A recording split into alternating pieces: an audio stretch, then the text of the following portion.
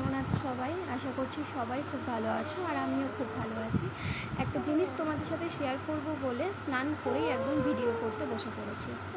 তো স্নান করেই এসে দেখছি আমার মেয়ে তার জামা কাপড় তার কাঁথা সে নিজেই গোছাচ্ছে। তো সেটাই তোমাদের সাথে শেয়ার করব ভাবছি। তো দেখো ও কী করছে। আমার মেয়েকে দেখো, আমার মেয়ের এখনও 1 বছরও বয়স হয়নি, আর কয়েকটা দিন মাত্র বাকি, তারপরেই হয়ে যাবে। তো মায়ের এত কষ্ট আমার মেয়েটা বুঝে গেছে যে নিজের জিনিস এখন নিজেই গোছাতে শিখে গেছে। দেখো বন্ধুরা, তোমরা নিজেরাই দেখো।